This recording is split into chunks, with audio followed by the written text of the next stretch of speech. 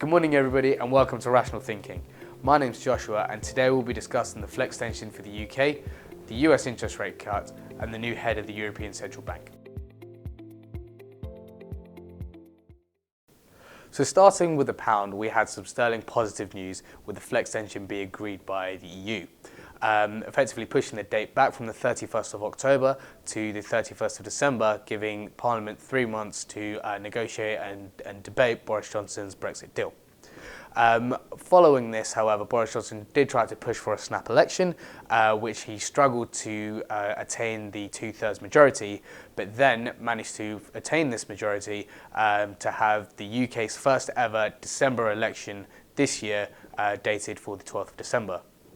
Although a massively volatile month for the pound actually finished 5% higher at the end of October compared to the start of October, printing the biggest monthly gain so far over the last 6 months for sterling.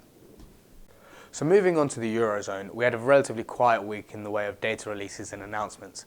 Nevertheless, the 31st of October last week signified Mario Draghi's final day in office as head of the ECB, passing on the baton to Christine Lagarde, formerly of the IMF.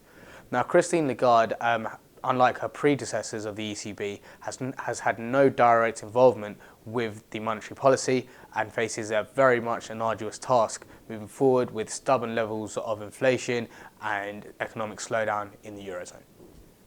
So moving on to the US dollar, we had the Federal Reserve announce their third interest rate cut this year, cutting interest rates by 25 basis points, moving the boundaries from 1.5% to 1.75%. Effectively, again citing an economic slowdown and trade tensions with the US and China having negative impacts on US growth and GDP. This is obviously being the third cut this year, unwinding a lot of the tightening of the monetary policy we saw last year with 4 interest rate hikes. So looking to the week ahead, we've got Christine Lagarde speaking in Berlin as the first time she's talking as the head of the central bank. We've also got later on this week the EU economic outlook, which we're expecting to be quite dovish considering the data that we've had out from the European Union recently. Later on, furthermore, for the dollar, we've got ISM manufacturing figures and very much sort of building up this week to Super Thursday for the Bank of England. And that's all from me this week. As always, thank you for joining us and please do like and share the video. If you've got any questions or queries or need any assistance with your foreign currency needs, please feel free to reach out on the email address provided. Thank you.